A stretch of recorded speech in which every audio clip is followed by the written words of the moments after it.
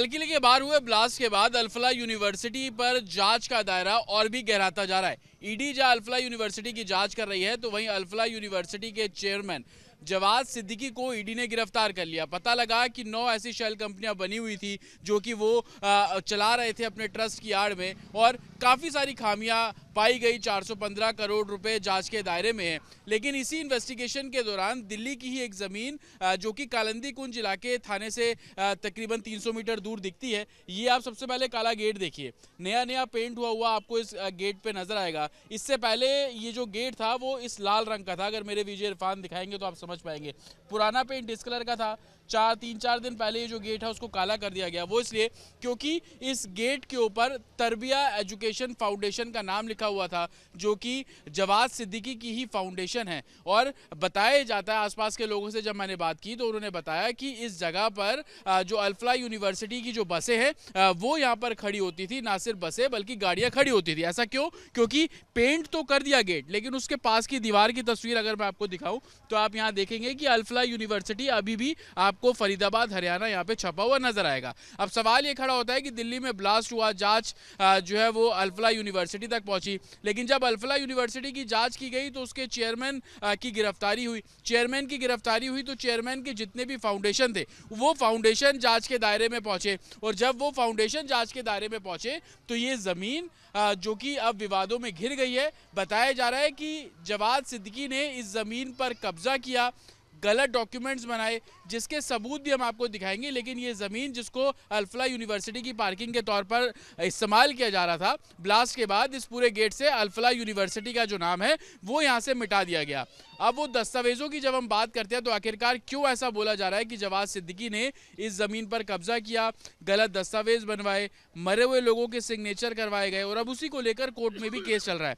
हमारे साथ शिकायतकर्ता भी मौजूद है जो कि साकेत कोर्ट में केस चल रहा है। लेकिन सबसे पहले आप अपना नाम बताइए मुझे, क्या नाम है आपका? मेरा नाम सर कुलदीप सिंह जोड़ी है। मैं गांव मदनपुर खादर का निवासी हूं। कुलदीप जी, एक एक करके बात करते हैं। पहले ये पेंट कब हुआ? ये जो मैं काले रंग का दरवाजा देख रहा हूँ, ये कब पेंट हुआ? ये सर अभी 4-5 रोज पहले किसी ने सोशल मीडिया पे एक जो है वीडियो बना के डाली थी, और उस टाइम ये पेंट नहीं था, इस पे लिखा हुआ था तरबिया एजुकेशन फाउंडेशन।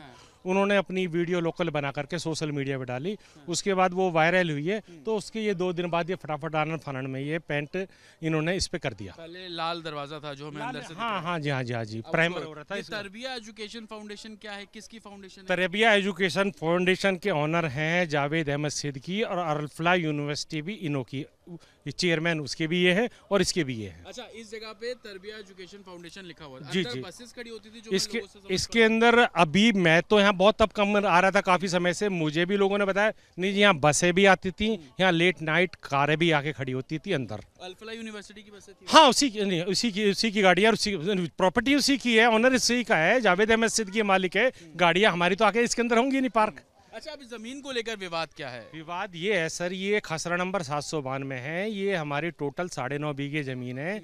ये हमारा एक परिवार छुरिया मोहल्ला मदनपुर खादर में रहता है, एक परिवार हमारा तेखंड में छुरिया मोहल्ला रहता है, एक तुगलकाबाद में परिवार रहता है। हमारी सभी की ज्वाइंट प्रॉपर्टी थी।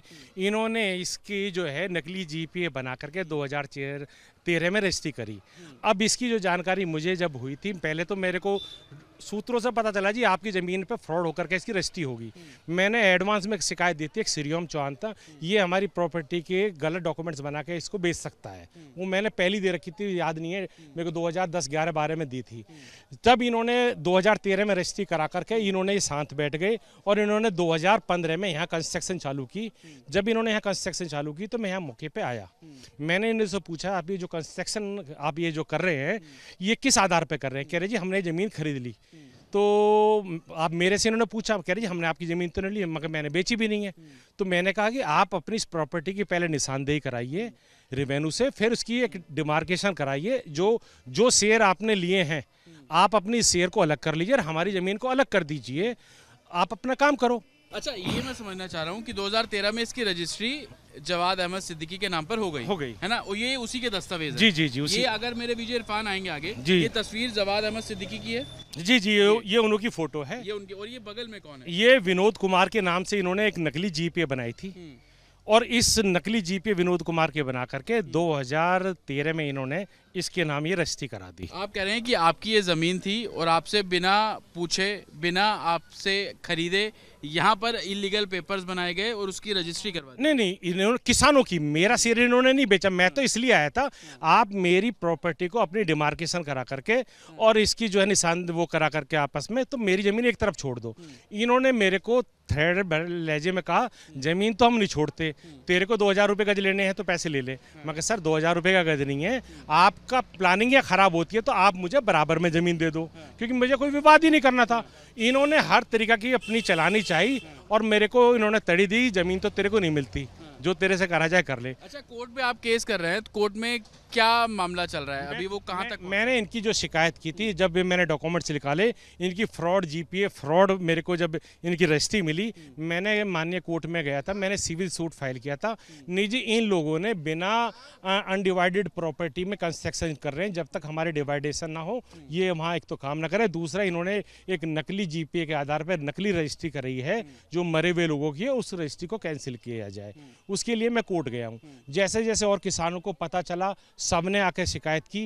कुछ लोगों की एफआईआर 2015 में हो गई थी, उन लोगों पे इन्होंने दबाव बना के उनसे कंप्रोमाइज भी कर लिया।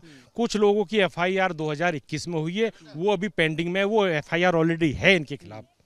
कुछ लोग जो किसान गए हैं, केस अभी भी कोर्ट में हाँ केस चल रहे हैं, साकेत कोर्ट में चल रहे हैं हमारे। और अभी जो इन्होंने एफआईआर जो 2021 में जो भगत सिंह वगैरह ने कराई थी, वो इन्होंने स्टॉप करा दी थी। उसके लिए वो हाई कोर्ट गए हैं, जो स्टॉप हुई है वो गलत हुई है, उस एफआईआर को कंटिन्यू किया जाए। तो इस जमीन पर जो लीगल केस है वो भी चल रहा है। एक ओनर से मैंने आपकी बात कराई, कुछ और लोग भी हैं जिनके परिवार की ये जमीन बताई जा रही है, और वो जमीन आपके भी परिवार की ये जमीन थी जिसपे अब जवाद सिद्दीकी ने कब्जा किया। हाँ जी, ये हमारे इसमें नकली सिग्नेचर है, हम 5 भाई हैं। हाँ।